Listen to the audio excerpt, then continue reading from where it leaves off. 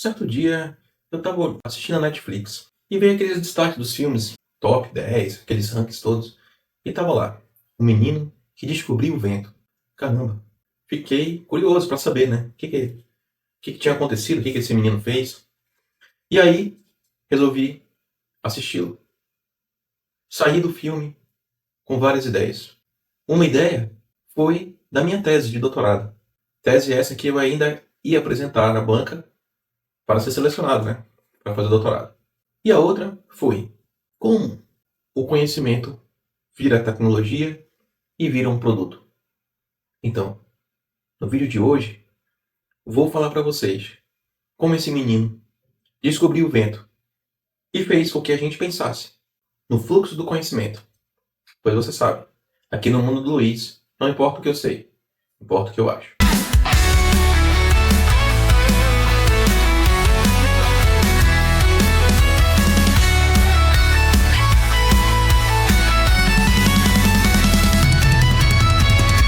Olá, tudo bem? Então, hoje eu vou falar um pouco do filme que me inspirou a escrever a minha tese de doutorado e, o mais importante, do fluxo do conhecimento. Bom, o filme O Menino que Descobriu o Vento fala do menino William Kankwamba, um garoto de Malawi. Ele morava na área rural, né? E ali onde estava a sua casa ali, principalmente, era um local que se produzia alimentos ali para a família dele e também era trocado ali para a comunidade também. E ele, né, estava ali frequentando a escola, só que teve um problema, né? Ele teve um problema e não pôde mais frequentar a escola. Mas ele teve acesso à biblioteca. E nesse que ele teve, ao mesmo tempo que teve acesso à biblioteca, eles estavam com dificuldade na produção desses alimentos ali, né? E ele, muito preocupado com isso, nas últimas aulas que ele teve ainda, ele teve indicações, né, sobre cultura, sobre física, sobre química. E aí ele foi, né, preocupado com a situação dele, da família dele, ele resolveu ir na biblioteca que ele tinha acesso e estudar mais sobre física, né, mais sobre o clima, sobre a agricultura, né? E aí ele desenvolveu tipo um moinho ali para a família dele. Ele era abastecido, né? Gerava energia, né, esse moinho pelo vento, né? E aí ele podia irrigar ali a terra dele e fazer com que tivesse produção de alimentos ali na terra dele, para a família dele e também para a comunidade. Além desse filme ser um filme emocionante, ele me fez parar para pensar como se dá esse fluxo de conhecimento. Olha que interessante. Um menino simples, comum, teve acesso ao conhecimento, teve acesso à escola, teve acesso à biblioteca, aos livros. E por meio desse conhecimento, ele pôde procurar a solução para o problema pessoal, familiar dele. Ou seja, o conhecimento sai ali daquela estrutura acadêmica, né, e vai para a vida comum e se torna um produto, um objeto que vai transformar a vida dele e da família.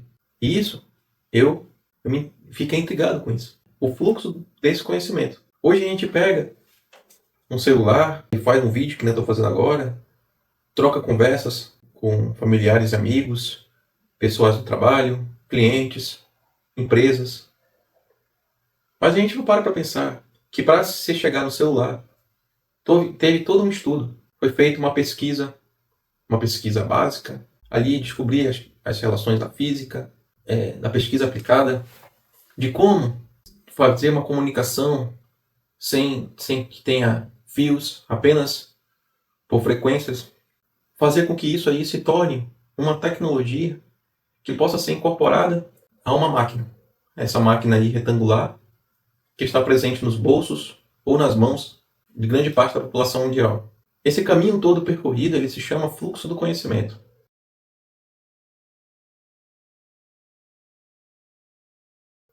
O fluxo do conhecimento, ele vem, no primeiro parte, que ele aparece na sociedade, é nas universidades. Nesses locais que geralmente nós pensamos, eu vou entrar para me tornar um profissional. Só que dentro daquelas universidades, onde a pessoa sai um engenheiro, um economista, um advogado, um médico, um psicólogo, um pedagogo, entre outras profissões, ali, por aqueles professores que estão ali dando aula e nos formando como profissionais ali, muitos deles estão também empenhados em desenvolver pesquisas, em desenvolver esse conhecimento, em criar conhecimento, seja por meio das pesquisas básicas, como das aplicadas. Eles estão ali, e aqui no Brasil a gente percebe que a maioria que faz a pesquisa básica aplicada está nas universidades públicas, seja elas federais, em sua maioria, estaduais e até municipais. Então o nosso governo, o nosso dinheiro, fruto dos tributos que nós pagamos diariamente, anualmente, ele está indo, uma parcela dele, significativa, para esses locais, para se desenvolver conhecimento. Para que esse conhecimento, um dia, chegue nos centros de pesquisa, tecnologia, se transforme em tecnologia.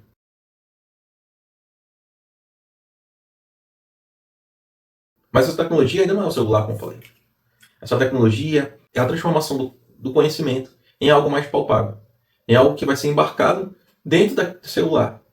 Pode ser um software, pode ser uma pecinha que vai fazer parte ali daquele celular para que o celular tenha a funcionalidade tão desejada. E aí sim, nesse centro de pesquisa, tem muito centro de pesquisa financiado com recursos públicos. Tem muito centro de pesquisa, como por exemplo a Embrapa, mas também existem os centros de pesquisas privados. E eles vão todos transformando esse conhecimento em tecnologia. Para que chegar um empreendedor e transformar aquela tecnologia em um produto.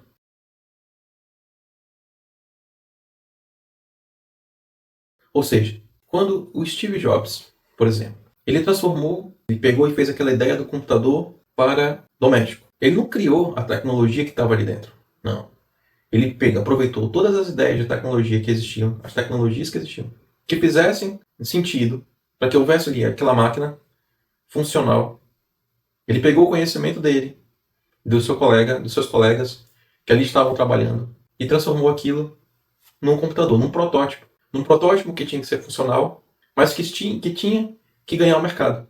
Um mercado ali que não estava existente ainda. E assim são as diversas ideias dos empreendedores. Esses empreendedores, eles são as pessoas que vão pegar o conhecimento, pegar a tecnologia existente, transformar num produto que vai revolucionar a si mesmo, ou revolucionar sua família, ou revolucionar a comunidade, ou a sociedade como um todo, criando um novo mercado, por exemplo, que era esse mercado agora de computador doméstico que antes não existia. Ele vai correndo o seu risco de perder aquele investimento que ele fez para transformar aquelas tecnologias em um produto.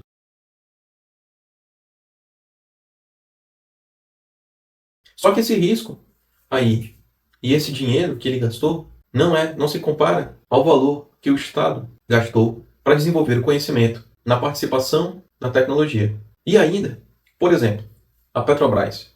A Petrobras é uma empresa, ela produz o petróleo e refina também, né? Ela extrai o petróleo e refina também o petróleo. E outra, a Petrobras, ela possui também centro de pesquisa.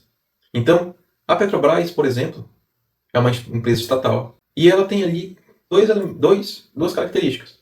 Ao mesmo tempo que ela é centro de pesquisa, e foi por causa disso que se criou o pré-sal, ela também faz o produto, ela gera o produto. E aí você vê como a participação do Estado ele pode estar presente nessas três partes do fluxo do conhecimento. A geração do conhecimento, a geração da tecnologia e a geração do produto. E para se produzir conhecimento e se produzir tecnologia, existe muito dinheiro envolvido. Dinheiro esse que não vai dar lucratividade, mas com a participação de empreendedores, que inclusive pode ser o próprio Estado, esse conhecimento, essa tecnologia pode sim se gerar um produto muito lucrativo. E esse lucro vai, de uma certa forma, ajudar o centro de tecnologia e as universidades no futuro a gerar mais conhecimento. Mas, sem dúvida, o Estado é uma peça importantíssima e fundamental. Quem sabe, se o Estado do lugar onde o menino William nasceu não tivesse nunca criado a escola, nunca tivesse pago nenhum professor, não tivesse criado a biblioteca, será que ele ia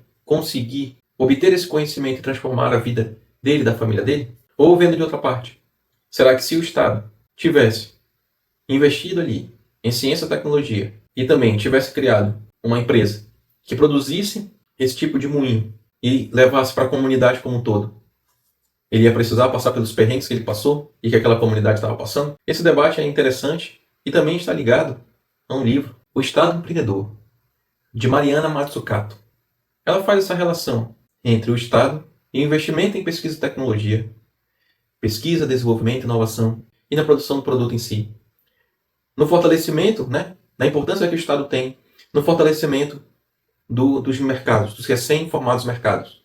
Como? Eu falei, dos computadores domésticos, dos celulares, dos aplicativos que facilitam a comunicação, como o WhatsApp, o Teams, as redes sociais, o próprio YouTube, os carros elétricos lá na China, por exemplo, que tem uma grande presença do Estado ali fortalecendo esse mercado para que eles tenham força lá na China e também no mercado internacional, que estão chegando agora no Brasil aqui. E, por exemplo, o Brasil, como está apoiando esse mercado, que facilitou a chegada aí da fábrica da BYD. Então, assim, o Estado ele é muito importante, mas nessa formação e criação de conhecimento, tecnologia e de produto. E essa ideia, esse debate aí não começou agora. Já ali nos anos 60, já houve uma discussão aqui na América Latina, por exemplo.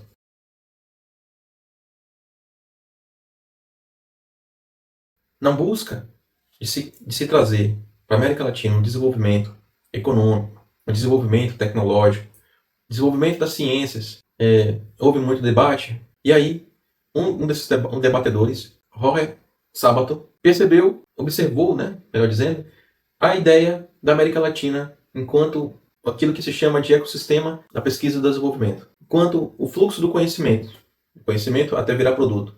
E ele percebeu que na América Latina havia um problema, porque as universidades, quando produziam conhecimento, esse conhecimento ele não chegava ou não era utilizado para a geração de produtos produzidos na América Latina. E também ele percebia que faltava ali aqueles centros tecnológicos para fazer essa ponte, essa ligação universidade e setor produtivo, para que transformasse o conhecimento em tecnologia e essa tecnologia virasse produto. Daí ele teve a percepção de que era necessário fazer umas políticas públicas que pudessem fazer essa ligação. Essa política pública se chamaria Triângulo de Sábato, porque você teria 3 agentes, as universidades, centros de pesquisas e tal, de um lado gerando conhecimento e tecnologia, de outro você teria as empresas, e aí intermediando essas duas e também sendo também consumidor do conhecimento, tecnologia e de produto, o Estado. E aí isso é feito não de forma natural na América Latina. Para que começasse, deveria ser feito por meio de leis, por meio de ações do governo, no meio da fortalecimento dos mercados, onde o governo iria comprar esses produtos mais tecnológicos aí pelas empresas, ou fazendo isenções tributárias para esses produtos, ou dando uma linha de crédito. O fruto disso aí, dessa ideia, foi a Lei de Informática da Zona Franca de Manaus, por exemplo, que já tem uns 30 anos de sua existência, e pode-se dizer que o ecossistema aqui do P&D na região melhorou bastante. Se a América Latina tivesse um ecossistema já bem dinâmico, bem forte, já não seria necessário o Triângulo de Sábato, pois na região, o funcionamento do fluxo do conhecimento ele existiria por meio da hélice tríplice. E aí? Espero que você esteja gostando desse vídeo. Acredito que sim, né? Então aproveite para deixar aquele like, para comentar bastante, dizer tudo aquilo que você sabe sobre conhecimento, sobre o fluxo do conhecimento, o que você pensa. E também aproveite para nos seguir, caso não seja inscrito. Além disso, convido vocês a adquirir nossos e-books sobre fundamentos de economia, sobre pesquisa, como se elaborar um projeto de pesquisa e tudo aquilo que você deseja saber sobre cristais. E aproveite também para acessar nosso site, nomundoproduções.com.br. Bom, quero agradecer quem chegou até aqui e assistiu o nosso vídeo até o final. Quero agradecer pelos comentários, pelos likes e pelas inscrições. E ainda, quero dizer, mais uma vez, que tudo isso foi possível.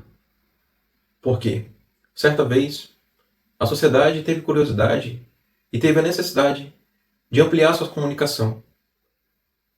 Isso se tornou pauta e tema de pesquisas dentro das universidades.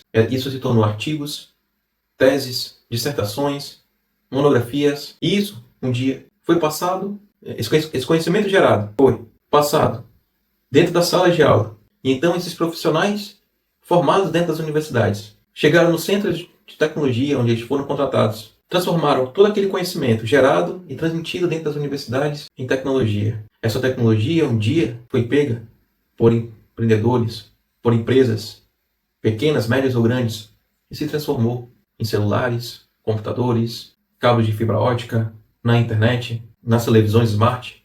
E agora a gente pode estar aqui conversando e refletindo sobre o assunto. Gratidão e boa viagem.